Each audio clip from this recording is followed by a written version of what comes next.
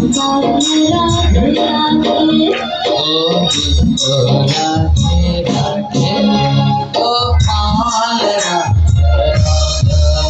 गोविंद राधे सबाई मिले गोपाल राधे राधे गोविंद राधे गोपाल राधे गोविंद राधे गोपाल राधे राधे जय राधा कृष्णा गोविंद जय राधे कृष्णा गोविंद राधे राधे কেউ মুখ বন্ধ রাখবেন না, সবাইকে মুখ খুলে কীর্তন করতে হবে। ভাগবতের একটি শ্লোকে ভগবান বললেন যৎ শ্রবণম তৎ কীর্তনম নচেৎ কিঞ্চিৎ ফলপ্রদম। যৎ শ্রবণম যেমনি শুনবে, তৎ কীর্তনম তেমনি মুখে কীর্তন করবে, নচেৎ নইলে কিঞ্চিৎ ফলপ্রদম এইটুকু পূর্ণ হবে না। তাই যেমন এই ভাগবতের কথা কর্ণে শ্রবণ করতে হবে, তেমনি আবার বদনে কীর্তনও করতে হবে। তাই কেউ মুখ বন্ধ রাখবেন না। ভাগবত পাঠে যদি মুখ বন্ধ রাখেন, ভগবানের নাম না করেন, এরা পরের জন্মে বোবা হয়ে যাবেন। কি হবেন? আবার এই জন্মে প্যারালাইজ হওয়ার সম্ভাবনা আছে। তাহলে আর কথা বলতে পারবেন না। এই জন্য মহাপ্রভু বললেন জীব নামে তরে নামে মরে। আজ এখানে এসেছেন তরবেন মানে উদ্ধার হবেন।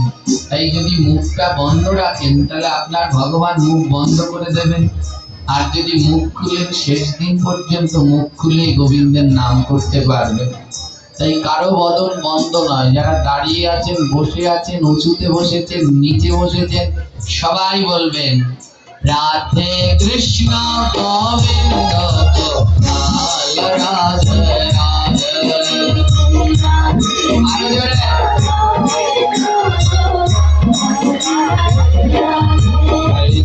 রাধে কৃষ্ণ গোবিন্দ রাধে রাধে।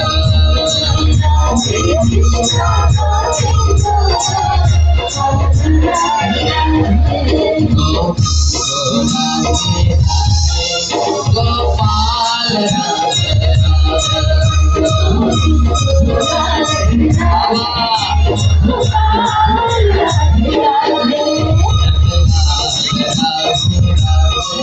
श्याम झूलल राधे राधे राधे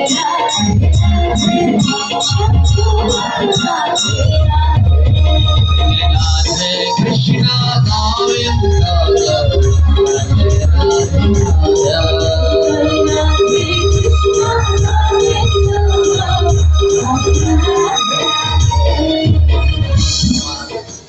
ভগবানের নাম করবার সময় হাত দুটো গুটিয়ে রাখতে নেই। ভগবান এই হাত দুটো কেন দিলেন? বলে করেরও ভূষণ শ্রী নাম সংকীর্তন তলে তালে করতাল প্রদান। এই করের আঙুলের ভূষণ অলংকার কি? বলে নামের তালে তালে করতালি প্রদান। প্রত্যেক অঙ্গকে গোবিন্দের ভূষণে সাজাতে হয়। হ্যাঁ, তাই এই করের অলংকার হলো করতালি দিয়ে কীর্তন করা। তাহলে আমার ভগবান অত্যন্ত সন্তুষ্ট হয়। ভগবান বললেন আর কিছু করো আর না করো, 10-5 সবে মিলে প্রতি সন্ধ্যা কালে করতালি দিয়ে কীর্তন করো হরি বলি। বলে আর কিছু পারো আর না পারো, সারাদিন কাজ করো, কিন্তু সন্ধ্যাবেলায় একটু করতালি দিয়ে আমার নাম করো। করতালি দিলে আমার ভগবান বড় খুশি হয়। কেন খুশি হয় জানিস? এই হাতের মধ্যে কি আছে? এই হাতটুকুর মধ্যে সব আছে। 33 কোটি দেব দেবতা বিরাজ করে এই দুটো হাতের মধ্যে। এইটুকুর মধ্যে মাত্র এইটুকুর মধ্যে 33 কোটি দেব দেবতা রয়েছে। হ্যাঁ, বলে কই আমরা তো দেখতে পাচ্ছি না। কারণ আমাদের এখনো সেই চোখই হয়নি যে এর মধ্যে সেই 33 কোটি দেব দেবতা দর্শন করব। লালন তার গানের ভিতরে লিখেছেন, জানি বিশ্ব ব্রহ্মাণ্ডে তাহা আছে দেহ ভাণ্ডে। এই বিশ্ব ব্রহ্মাণ্ডে জানি দেহের মধ্যে তা আছে। যদি সন্ধান করতে পারো তাহলে তত্ত্ব জ্ঞান গুরুর চরণ ধরো। বলে এই সন্ধান সেই করতে পারে যার তত্ত্ব জ্ঞান সম্মত গুরু রয়েছে। ধ্যান দিন, এই হাতের মধ্যে 33 কোটি দেব দেবতা।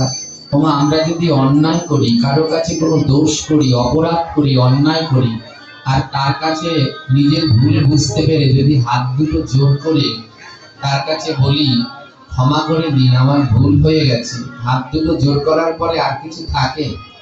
সঙ্গে সঙ্গে ওই লোক ক্ষমা করে দেয়। কেন ক্ষমা করে দিলেন? কারণ এই হাতের মধ্যে 33 কোটি দেব দেবতা, তারা নুয়ে গেছেন, তো আমি আর কত মাথা তুলে থাকবো।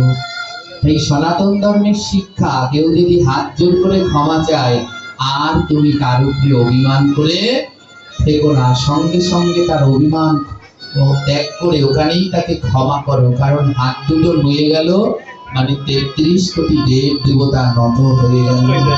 হ্যাঁ, এই করের মধ্যে, হাতের মধ্যে সব আছে মা, কিন্তু আমরা জানি না।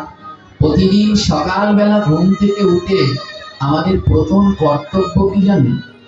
প্রতিদিন সকালে ঘুম থেকে উঠে আমাদের প্রথম কাজটা কি?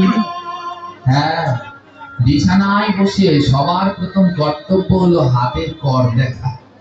বিছানায় বসে একেবারে ঘুম থেকে উঠে বসলেন, বসেই হাতের কর দেখতে হয়। আর কর দেখার সময় একটা মন্ত্র বলতে হয়, कराग्रे वासते लक्ष्मी करो मध्ये सरस्वती करो मूलत गोविंद प्रभात करो दर्शन। এই মন্ত্র পাঠ করে কর দেখতে হয়। কর আগ্রে বসতি লক্ষ্মী, করের অগ্রে বাস করেন কে? মাতা লক্ষ্মী। কর মধ্যে সরস্বতী, করের মাঝখানে বাস করেন মাতা সরস্বতী। কর মূলে তু গোবিন্দ, করের মূলে বাস করেন গোবিন্দ। প্রভাতি কর দর্শন। এটা বলে হাতটা এমনি করে চোখে লাগাতে হয়। ওই দিন আপনার যত বাধা আছে, যত বিপদ আছে, যত অশুভ আছে, প্রতিদিন সকালবেলায় এই মন্ত্র বলে কর দর্শন করুন, আপনার জীবনের সব বাধা বিপদ দূর হয়ে যাবে। হ্যাঁ, এই করের মধ্যে সব। করের অগ্রে বাস করেন কে? মাতা লক্ষ্মী দেবী। যখন আমরা গুরুদেবের বীজ মন্ত্র জপ করি, দীক্ষা মন্ত্র কিভাবে জপ করে? এমনি মাথায় ধরে, মধ্যে ধরে, না করে ধরে? কোন জায়গায় ধরতে হয়? হ্যাঁ, করের মাথায়ও না, করের মধ্যেও না, করের গোড়ায়ও না। আমরা 100-র মধ্যে 98 জনই ভুল করি। মন্ত্র জপ করার সময় করকে 3 ভাগ করতে হয়, 1, 2, 3। করের শেষের, করের উপরের শেষের ভাগ স্পর্শ করতে হয়। কারণ করের অগ্রে ধরলে মা লক্ষ্মী ব্যথা পায়, করের মধ্যে ধরলে মা সরস্বতী ব্যথা পায়, করের মূলে ধরলে গোবিন্দ ব্যথা পায়।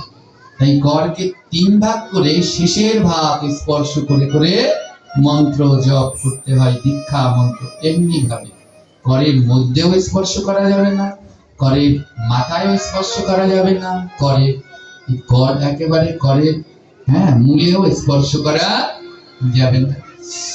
এই করের মধ্যে সবই রয়েছে, কিন্তু আমরা জানতে পারলাম না, বড় দুঃখ। যদি জানতে পারতেন তাহলে আমার বলতে লাগতো না যে একটু করতালি দেন। সবাই হাতগুলো গুটিয়ে বসে রেখেছেন। এই করের মধ্যে কি আছে? হাতে কয়টা আঙুল মা? জোরে বলুন। সবার হাতে আমাদের ভগবান কটা আঙুল দিল? 5টা। একটা বেশি কম দিতে পারতেন না? একটা বেশি দিতে পারতো, কমও দিত। দিল কয়টা? 5টা। আবার 5টা একরকম করে দিল? 5টা দিল কি? 5 রকম। কেন? 5টা যদি এক করে দিত আমাদের কাজ করতে আরো ভালো হতো। 5টা 5 রকম করলেন কেন? কারণ কি জানেন? এই 5টা আঙুলই না, এই 5টা আঙুলের ভিতরে 5 জন বাস করে। এরা হলো পঞ্চতত্ত্ব।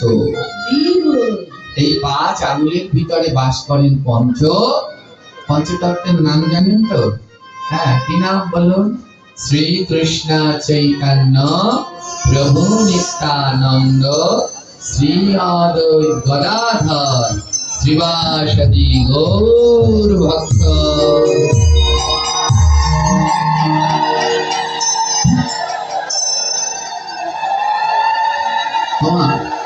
এই 5 জনকে বলা হয় পঞ্চতত্ত্ব। সবাই চিনেন তো? সবার ঠাকুর ঘরে আছে পঞ্চতত্ত্বের ছবি। সবার ঠাকুর ঘরে কিন্তু পঞ্চতত্ত্বের ছবি থাকা চাই, কারণ পঞ্চতত্ত্ব না থাকলে সেইখানে আর অন্য কেউ থাকে না। আপনি যতই রাধা কৃষ্ণের পুজো করেন, যদি পঞ্চতত্ত্ব না থাকে তাহলে রাধা কৃষ্ণ ওখানে থাকবে না। কারণ রাধা কৃষ্ণকে পেয়েছি আমরা নিতাই গৌরকে দিয়ে। হ্যাঁ, যদি গৌর না আইতো কেমনে হইতো, কেমনে ধরিতাম দে রাধার মহিমা প্রেম রস সীমা জগতে জানাইতো। যদি মহাপ্রভু না আসতেন আমরা জানতেই পারতাম না কে রাধা, কে কৃষ্ণ, কে দুর্গা, কে কালী। শিখিয়ে দিলেন এই 5 জন, কিভাবে ভজন করতে হবে শিখিয়ে দিলেন এই 5 জনতে। এই 5 জন হলো গোড়া। তাই সবার আগে ঠাকুর ঘরের ভিতরে পঞ্চতত্ত্বের ছবি থাকা চাই। হ্যাঁ হ্যাঁ, এখনো মা এখানেও নেই, আমি জানি। এখানে যারা যারা বসেছে অনেকের ঘরে পঞ্চতত্ত্ব নেই, অনেকে পঞ্চতত্ত্ব চেনেও না, অনেকে পঞ্চতত্ত্ব এখন পর্যন্ত চেনেও না।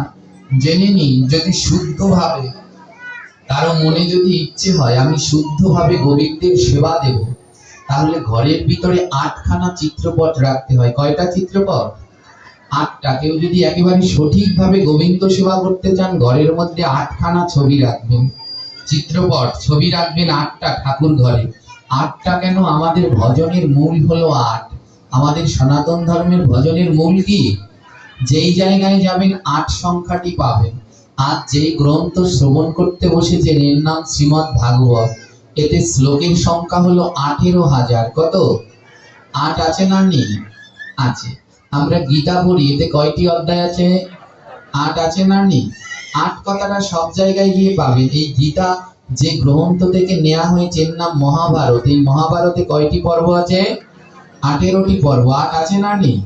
আমাদের পুরাণের সংখ্যা কয়টি? 18টি। আমাদের উপপুরাণ 18টি, উপনিষদ 108টি। হ্যাঁ, এই যে মহাভারতের যুদ্ধ হলো কয় দিনে? 18 দিনে। 8 আছে না নেই? আমরা মালা জপ করি কয়টা গুটি? 8 আছে না নেই? আছে। ভগবান শ্রীকৃষ্ণ জন্মগ্রহণ করলেন কোন দিন? অষ্টমী, মানে কি 8। তাই 8কে বাদ দিলে আমাদের ধর্মে আর কিছুই থাকবে না। তাই বললো 8 8 8, ভালো করে 8। অর্থ বোঝেন? বলে এই 8কে ভালো মতো করে 8 মানে 8কে ধর। এই 8 কি? এই 8টা ঘরের মধ্যে চিত্রপট রাখতে হয়। এর মধ্যে প্রথমটি হলো পঞ্চতত্ত্ব, দ্বিতীয়টি হলো রাধা মাধব। হ্যাঁ, প্রথমটা পঞ্চতত্ত্ব, দ্বিতীয়তে রাধা কৃষ্ণের ছবি রাখবে, তৃতীয় হলো জগন্নাথ বলরাম সুভদ্রার ছবি, চতুর্থ হলো নৃসিংহ ভগবানের ছবি, পঞ্চম হলো বৃন্দা দেবীর ছবি। প্রতিদিন গৃহের মধ্যে যদি সম্ভব হয় তুলসী টপ নেবে, যারা সঠিকভাবে পুজো করতে চান। আর যদি তুলসীর টপ সম্ভব না হয়, বৃন্দা দেবীরও ছবি আছে, সেই ছবি ঘরের মধ্যে রাখবে। ষষ্ঠ হলো সরগোস্বামীর চিত্রপট, 6 গোসাইয়ের ছবি রাখতে হবে। সপ্তম হলো আপনিষ্ট, অর্থাৎ কেউ মা লক্ষ্মীর ভজনা করেন সে মা লক্ষ্মী রাখবেন, কেউ কালীর ভজনা করেন সে কালী, দুর্গা, শিব, যার যেমন ইনি থাকবেন সপ্তমী। আর অষ্টম হলো আপন আপন গুরুদেব এবং গুরু পরম্পরা। এই 8টা ছবি যদি কেউ না রেখে, লোকনাথ রাখো, দুর্গা রাখো, কালী রাখো, মনসা রাখো, যাদেরই রাখো, এই 8 জন যদি ঠাকুর ঘরে না থাকে তাহলে অন্যরা কেউ থাকে। এই 8 জনকে রাখবেন। এর মধ্যে পঞ্চতত্ত্ব হলো সবার প্রধান। হ্যাঁ, এখনো মা অনেক জায়গায় আছে পঞ্চতত্ত্ব চেনে না। আমি বারবার, আমাদের জীবনেরই একটি ঘটনা, আমরা একবার বরিশালে কাবরচর পাঠ করতে গেলাম। এবার সেখানে পাঠ করতে গেলাম,